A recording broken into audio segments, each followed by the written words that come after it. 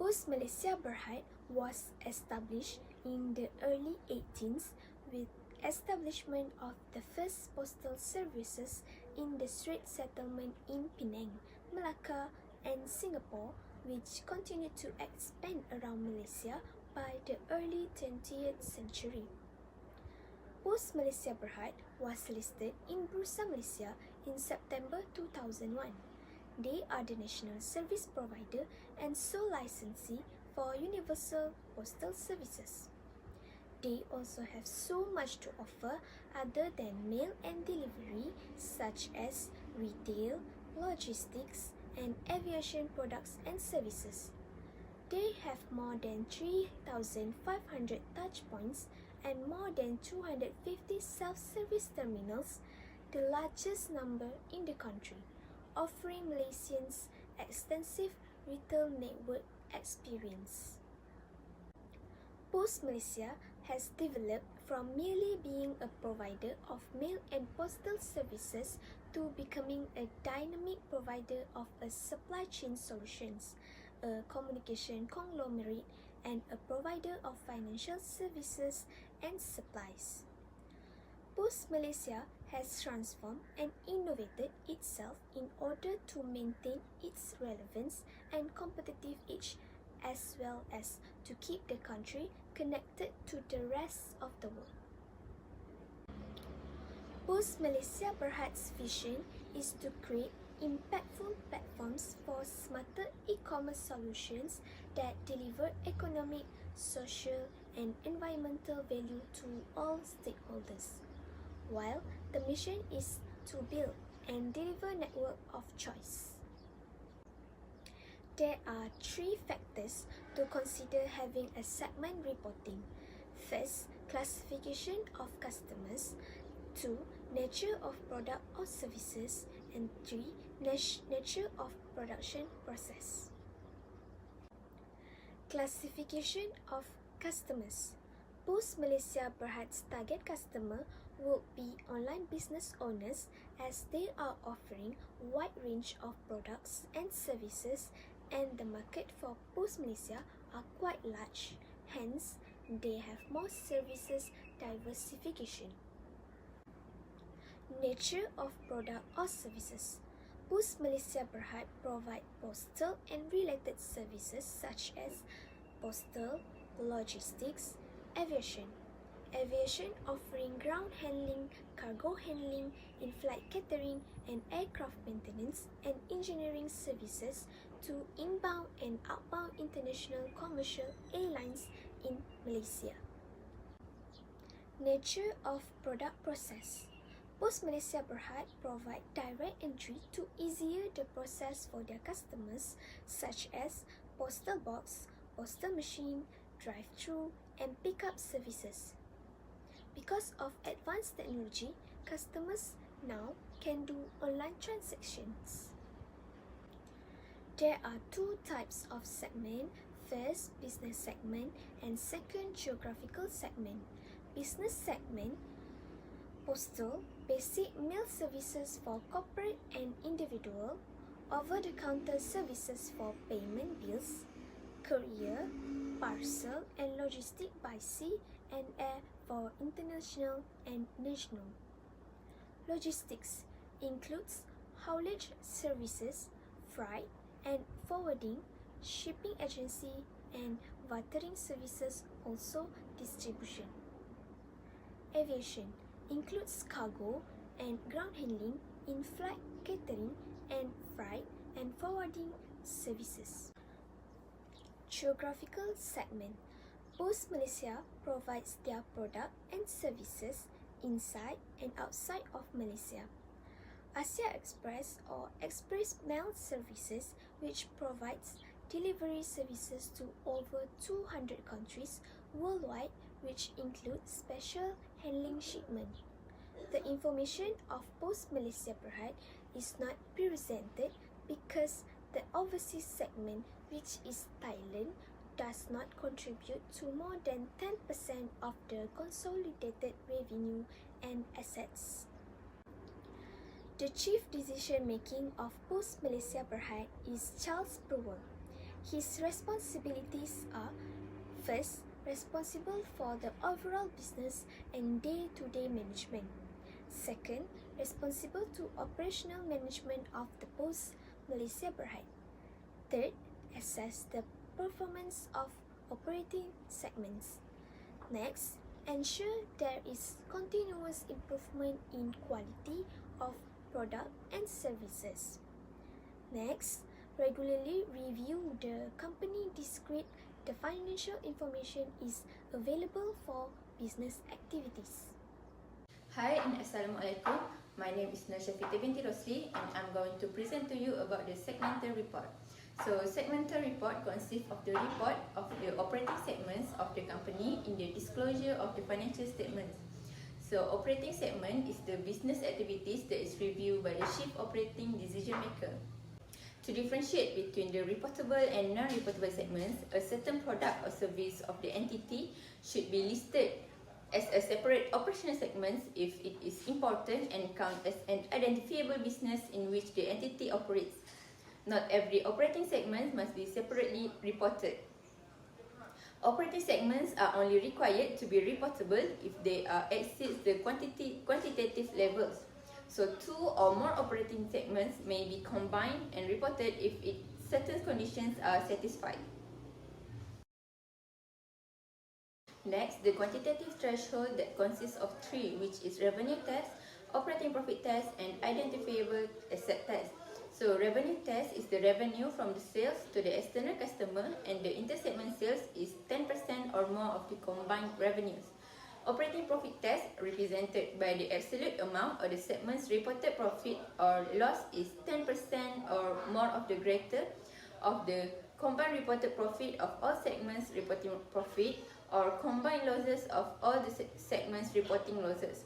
An identifiable asset test is the segment that its assets are 10% or more of the total asset of the operating segments. So, from the table, Post Malaysia has 4 operating segments, which is postal, aviation, logistics and other operations.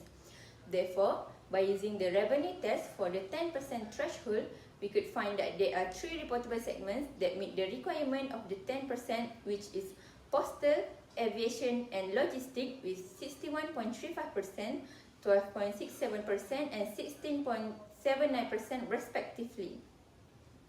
Meanwhile, there is one non-reportable segment, which is other operations, that did not meet the requirement with only 9.19%. By applying the 75% of the threshold test, we need to divide 1,828,727 ringgit with 2,022,127 ringgit and times by 100. So, we get the 90.44%. So, the result is more than 75%. Therefore, there are no additional segments to be reported. So, in order to have at least 4 reportable segments and 1 non-reportable segments, a new adjustment has been made. There is a new operating segment, which is retail business and international business. So, we reapply the 10% threshold test, and after the adjustment, we have 4 reportable segments, which are postal, logistics, retail business and international business, and 2 non-reportable segments, which are aviation and other operations. As the 75% requirement has been met with 76.78%, therefore, there is no additional reportable segments are required. So, the quantitative threshold test for the 75% define that the reportable segment that need to be at least 75% of the company's total revenue. So, the company must disclose the additional reportable segment if it does not meet the 10% threshold test to fulfill the 75% test requirement. So, the formula for the 75% test is the total of the external revenue from the reportable segments divided by the total revenue from all the segments and times by 100 to get the percentage. So lastly, the new segmental report is to make the adjustment on the reportable and non-reportable segments. So after we have determined all the separated reportable operating segments, the new segments of the reportable segments are retail business and the international business. The segment reporting is very important for the company to understand the financial performance on the deeper level. The advantage of segment reporting is it will help the organization in better decision making as the plan about the expansion or the diversification is to be done based on the result of the segment. The segment reporting will provide the detail of information about each business segment. The information detail allow all the manager to make an informed decision, and it allocate to resource effectively. The second of the advantage the segment reporting is its lower cost of the capital. The risk of the investment in the stock in the company is to reveal all the information is theoretically lower than the risk of the investment in the stock of the company that will hold information.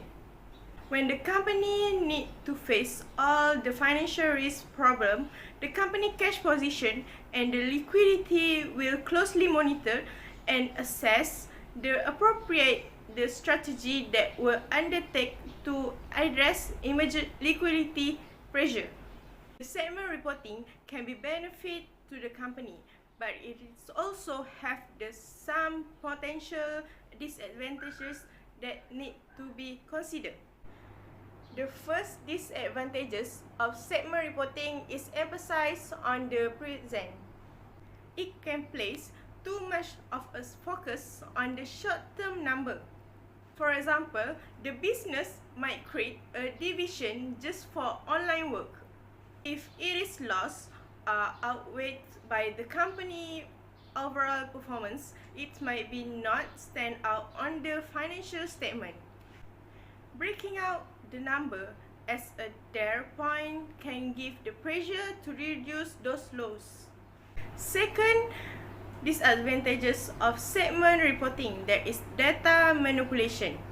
The company might be tempted to manipulate segment reporting information to be present a more favorable view of their financial performance. This can show that the company leader more discretion construct and what metric are reported. It can be misleading for the investors and stakeholders. Data manipulation can be grouped with an unrelated profitable business unit to paint a better picture of performance. Basis of the preparation of the interim report, there are two methods, which is integral method, and the second one is the discrete method. The first one is integral method. Interim report is a fraction of the annual report. The second one is discrete method. Interim report is a separate period. The report are prepared on a periodic basis. Post Malaysia use discrete method to prepare their interim report. There is two accounting policy in Post Malaysia. First, that is Mfrs 116, that is property, plant and equipment. Second, there is FAR570, that investment property. Mfrs 116, property, plant and equipment, that is tangible asset that are held by entity for use in the production of good and service, rental to other or administrative purpose, and are expected to be used during more than one reporting. PPE item shall be recognized as an asset when it is probably that future economic benefit associated with the item will flow to the entity and the cost of the item will be reliable to measure. PPE or property, plant and equipment will be measured at recognition in and initially at cost regardless of whether they are purchased, exchanged or construct. Subsequent expenditure that is cost to be capitalized if meet the asset recognition criteria and cost to be written off at proven otherwise. Mfrs 140, investment property is the real estate property purchased with the intention of earning a return, and the investment either through rental income, the future resale of the property, or both. Investment property that used in the production or delivery the product and service, or administrative reason that known as owner occupied property. There is 4 types of interim report. That is, first, condensed consolidated statement of profit or loss and other comprehensive. Second, there is condensed consolidated statement of financial position. And third, that is condensed consolidated statement of change in equity. And last, that is condensed consolidated statement of cash flow. Identifying the period of current and comparative for the statement of profit or loss and other comprehensive income. For current interim report, the date is from 1 July 2020 until 30 September 2020, which is 3 months. For comparative interim report, there is a 12 month, which is from 1 January 2020 to 31st December 2020. The second one is a statement of financial position. The date is from 1 January 2020 to 31st December 2020, which is 12 months. Comparative interim report for statement of financial position is 12 months, which is from 1 January 2020 to 31st December 2020. Statement of changes in equity. It is also 12 months for current interim report and comparative interim report. Current interim report is from 1 January 2020 to 31st December 2020. Or comparative interim report is from 1 January 2020 to 31st December 2020. For statement of cash flow, the date for current interim report is from 1 January 2020 to 31st December 2020, which is 12 months. The comparative interim report is from 1 January 2020 to 31st December 2020, which is also 12 months for statement of cash flow. Proposed adjustment made by the company. Adjustment 1. Property, plant and equipment. Cost RM28,536 ringgit. NRV RM26,523 ringgit. PPE are measured at the lower of cost and net realizable value. Since NRV is lower than the value of PPE is to be adjusted and written down to NRV in the third quarter of SOFP. Loss of PPE of RM2,013 ringgit should be recognized in SOPL and SOCI. Adjustment 2. Trade and other receivables. Post Malaysia Berhad had received a payment of RM98,477 ringgit by cheque from one of the debtors. So, the bank is debit 98,477 ringgit and trade receivables will be credit 98,477 ringgit. This is the table of before and after the adjustment.